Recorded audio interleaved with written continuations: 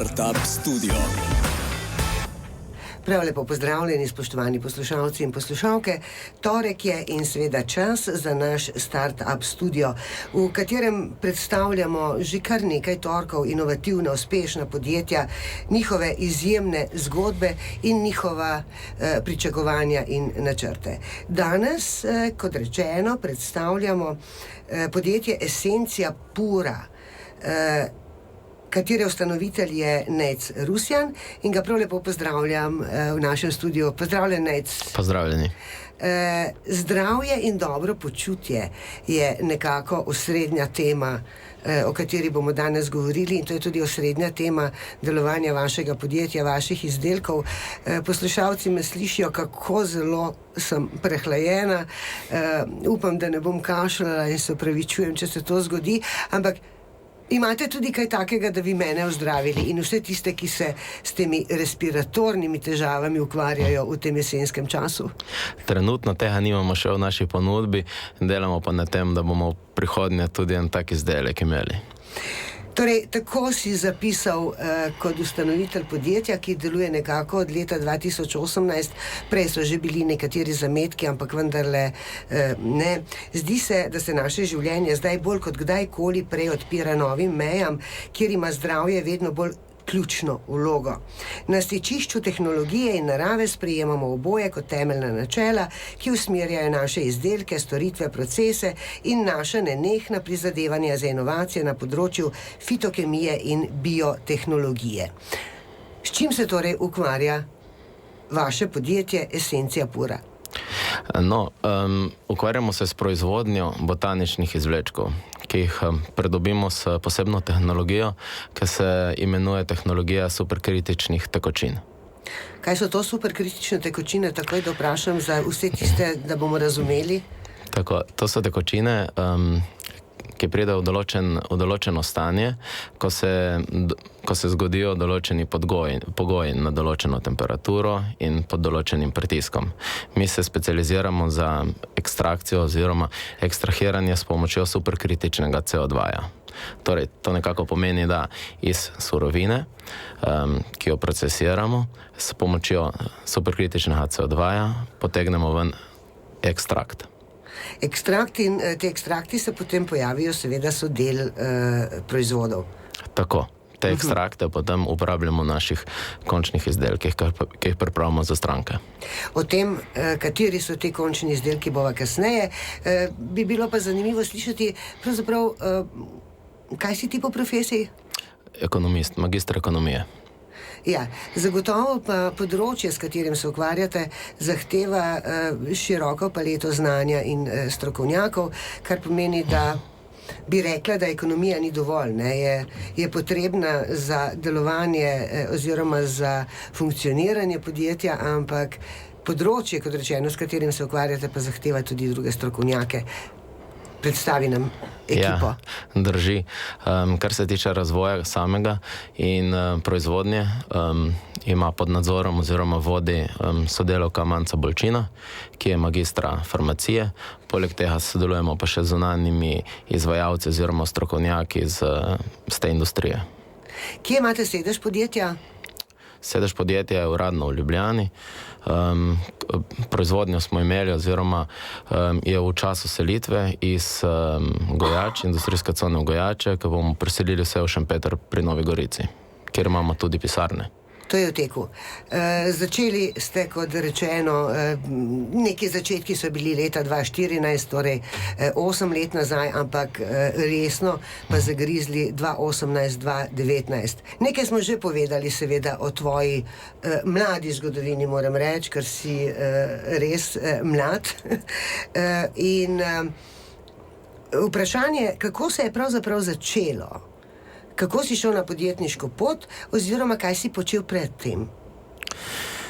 Podjetniška pot se je začela leta 2018. Predtem sem bil poslovni svetovalec pri podjetju AT Kearney oziroma današnji Kearney v Ljubljani. Na to se pa nam je porodila nekako ideja o nudenju samo najprej storitve superkritične ekstrakcije, to tehnologije, s katero obdelujemo naše surovine, ampak smo potem videli, da povpraševanje po samih storitvah ni tako veliko, oziroma da bomo mi s tem preživeli na dolgi rok, in tako da je bilo potrebno potem poslovni model malce spremeniti, nuditi tudi končne izdelke nekako trgu samemu. Kako pa je pravzaprav prišlo do tega, da ste se na to področje vaša ekipa fokusirali? Eden od vaših sloganov je: znanost je naša narava in narava je naša znanost. A je to?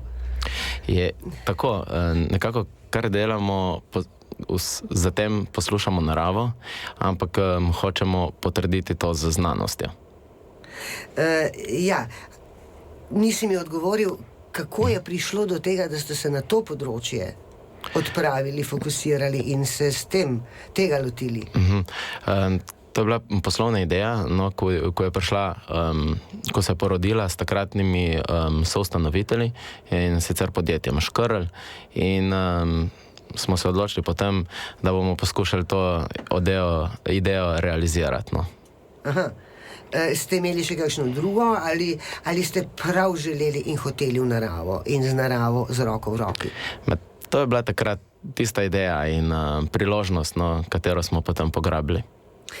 Poslovno idejo ste nekako oblikovali sami, ampak potem jo nekako razvijali in inkubirali s Primorskim tehnološkim parkom, ne? Tako, drži. Ja, kako je to teklo? Jaz sem se prijavil na tisto Startup Akademijo, ki je organiziral vsako leto Primorski tehnološki park, in po uspešno upravljeni akademiji smo postali predinkubirac in nato še inkubirac Primorskega tehnološkega parka. Ste hitro rastoče podjetje. Kaj to pomeni v številkah hitro rastoče? Prvo leto poslovanja smo imeli približno 120.000 evrov prometa, v drugem letu smo potem presegli 1 milijon, mislim, da je bilo 1.100.000, in potem v tretjem letu je bilo 1.200.000. To ste pa res zelo hitro rasli, ne? So bili dobri pogoji, je bilo dovolj vlage, rečemo. Tudi dosti dela. Predvsem dosti dela. O tem bova še govorila, namreč še to bi vprašala, ko ste se odločili za to podjetje, torej za to zvrst delovanja, ne? Kaj ste pričakovali, kaj je bila srž vašega poslovnega modela? Če lahko ponovite to vprašanje. Kaj je bila srž, kaj je bil cilj tega vašega poslovnega modela, ki ste ga zastavili? Visoko kakovostne izdelke, ki so ponovljivi, predvsem. Smo ugotovili, da pač kvaliteta izdelkov zelo varira med ponudniki, in takšnih izdelkov, ko smo lahko proizvedli sami, jih je zelo malo. In zato smo se odločili, da bomo... Zato, ja. No, in vemo tudi, da živimo v času, ko je nekako back to nature ali vrnitev k naravi ne samo popularna, ampak seveda tudi skoraj, da bi rekli, potrebna, ne? Vsi imamo kemije take in drugačne dovolj, in tržišče je tisto, ki pravzaprav narekuje tako usmeritev. Tako, vedno več povpraševanja je po teh izdelkih, ki so naravnega izvora. No, še posebej zdaj med časom korone smo videli tudi od naših strank, da ljudje vedno bolj stremijo nazaj k naravnim izdelkom. Tako. Ves čas, Nejc, praviš, uporabljamo surovine, ne? Govorimo seveda o proizvodih, ki jih počnete. Najprej, kaj so tisti vaši proizvodi? Kaj vi proizvajate? Kaj delate? Več ali manj delamo kozmetične izdelke, in sicer delamo za druge. Mi jih imenujemo white label izdelki. To so izdelki, ko naše ime oziroma naš brand, bi rekli, se ga ne vidi na izdelkih.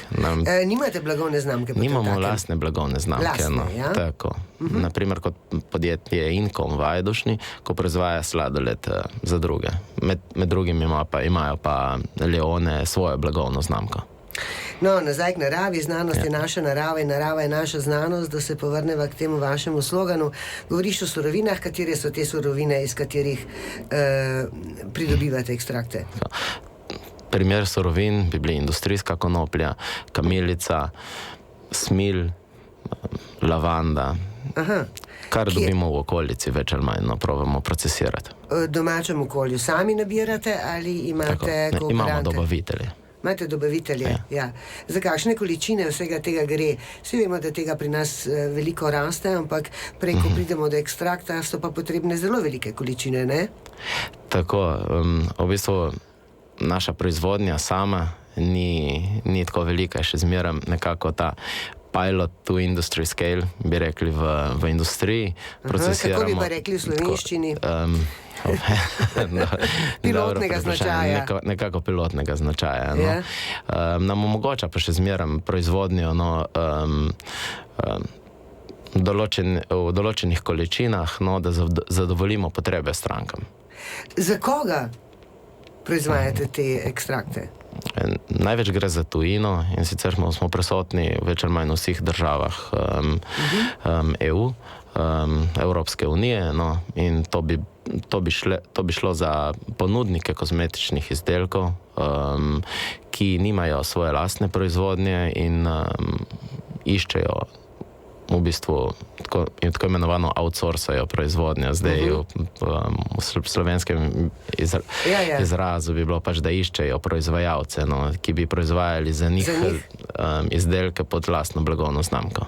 Ja, so to največji proizvajalci kozmetike ali je to poslovna skrivnost? Manjši do srednji so, tako. Večji proizvajalci kozmetike bo imeli verjetno svojo proizvodnjo linijo, Tako, zdaj pa k tistemu vprašanju, ki seveda verjamem, mene zelo zanima, pa verjamem, da tudi naše poslušalstvo, koliko kamilic je potrebnih, da dobimo, ne vem kaj, eno stekleničko ekstrakta. Kamilica sama po sebi ima zelo majhen donos, ampak ponavadi se tam 2 do 3 kila kamilice boste dale približno 100 gramov ekstrakta. Ja, koliko pa vi tega rabite, da zadostite potrebam vaših kupcev? Odvisno od izdelka do izdelka. Tukaj so posebne formulacije, bodi si na željo stranke, bodi si po našem predlogu, koliko aktivne so sestavine. Stranka želi v samem izdelku. Naprimer, če bi šlo v tem primeru kamilico, bi bilo po dogovoru stranko oziroma po priporočilih bi se dogovorili za določen procent kamilice in toliko potem kamilice bi mi sprocesirali, da bi pripravili izdelek. Imate dovolj surovin na domačem trgu ali se ozirate tudi izven okolja, kjer delujete? Sodelujemo in z domačimi dobavitelji in z dobavitelji iz Italije ter z dobavitelji z Nemčije. To so naši primarni dobavitelji surovin. Seveda gradite na kakovosti in spričo tega tudi na posebni tehnologiji, inovativni tehnologiji pridobivanja teh ekstraktov, esenc. To pa sodim, da bi midva malce podrobneje predstavila potem po enem lepem, prijaznem, prijetnem glasbenem predahu. Podjetje, praviš, ste zgradili na podlagi vrednot spoštovanja, kakovosti, odličnosti, predanosti, integritete, prijaznosti in trajnosti. Skratka, ni da ni. Resno ste se lotili tega in tudi tehnologija, ki ste jo upeljali, s katero prihajate do teh esenc, je nekaj posebnega. Na začetku si tako na hitro ošvrknil in nekaj povedal, zdaj pa predstavi nam to tehnologijo, da bomo vedeli, vsi, ki bomo uporabljali ali pa uporabljamo te ekstrakte, kako do tega pridete, da ni to nekje ena grda, kako bi rekli, ena grda, neprijetna, tehnologija, ampak da je to res nekaj takega skladnega z vsem tistim, na podlagi katerega ste podjetje ustanovili. Ja, drži. Za tiste, ki so se nam zdaj pridružili, to se imenuje tehnologija superkritičnih tekočin. Mi se specializiramo na uporabo superkritičnega CO2. Se pravi, da CO2 spravljamo v superkritično stanje. To se zgodi pod določenimi pogoji, nad določenim pritiskom in nad določeno temperaturo. Njega potem nekako pošljemo v surovino, naprimer kamilico, in s pomočjo le tega potem ekstrahiramo določene sestavine, ki iščemo v kamilici, in ta se potem pretvori v formo ekstrakta. In na to ta ekstrakt uporabimo v naših končnih izdelkih. Ja. To pomeni, da je to zelo, če se tako po domače izrazim, zelo čisto. Da, čistejšega kot tega pridobivanja ekstraktov ni. Ja. Na kaj pa treba biti pozoren, recimo, ko pridete do teh ekstraktov, je treba biti pozoren tudi seveda na hranjenje, skladiščenje, na to, a se lahko te ekstrakti kakorkoli pokvarijo? Te ekstrakti imajo zelo dolgo življenjsko dobo. Okolikor so shranjeni v eni zaprti posodi, v zaprtem prostoru, v ustreznih pogojih, mi jih hranimo v hladilniku, približno med 4 stopinjah Celzija, in tak ekstrakt ima uporabnost 3 do 5 let, brez da bi izgubil na svoji moči. Koliko vrst teh ekstraktov vi pridobivate? Testirali smo približno 60 različnih ekstraktov. Verjamem, surovin, da boste to še naprej razvijali. Tako. Kam boste pogledali v prihodnost? Vedno iščemo sinergije med različnimi surovinami, in tako da potem te poskušamo uporabiti v naših končnih izdelkih. Je pa, da dobimo povratno informacijo od enkrat, ko se razvije izdelek sam, do takrat, ko rečemo, da zadeva funkcionira, traja nekaj časa, ni to z danes na jutri. Nekaj sva že govorila o tržišču, praviš, da v glavnem delate na tujih trgih, za tuje trge. Kaj pa doma? Drži. Doma zelo malo. Sodelujemo primarno s podjetjem iz Bleda, VPD Bled, ampak še to podjetje potem se ukvarja primarno potem z našimi izdelki na evropskem trgu. Ali se niste nekako fokusirali tudi na domači trg, ali ni potreb doma? Se nismo fokusirali, zato ker za nas bi bil domači trg premajhen trg. Ja. In ste že od samega začetka ciljali na evropsko tržišče? Drži. Ja. Naprej so kakšni interesi, da bi se še širili? Zaenkrat je za nas evropsko tržišče še dovolj veliko.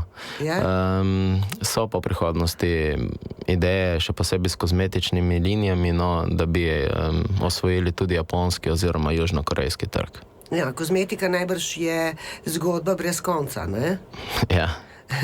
In zaradi tega tudi definitivno ponuja številne možnosti razvoja. Tako. Ja. Se nam zdi, da je trg zasičen s kozmetičnimi izdelki, ampak verjamemo, da za naravne kozmetične izdelke, ki stremijo k temu, v bistvu, da manj je več, in poenostavljajo uporabniško izkušnjo, je še vedno dovolj prostora. Tako da ni kakšne posebne skrbi, da se podjetje ne bi razvijalo še naprej, ali pač? Mislim, da ne. Dokler stremimo po naših načelih, da proizvajamo, kar se nam zdi, najvišje kakovostne izdelke, poslušamo naravo, to potrdimo z znanostjo, smo na dobri poti. Boste širili ekipo morda? To vedno.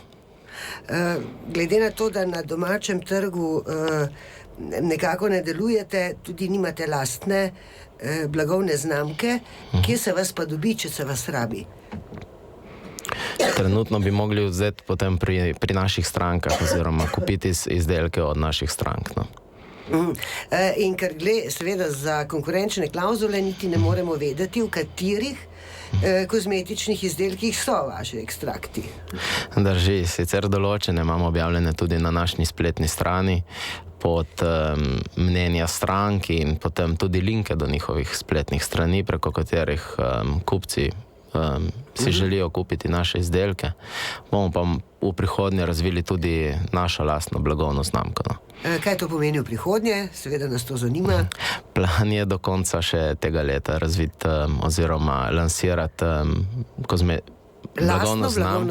lastno blagovno znamko, ki bo temeljila na 5 kozmetičnih izdelkih. Praviš, do konca tega leta, to je še dober mesec.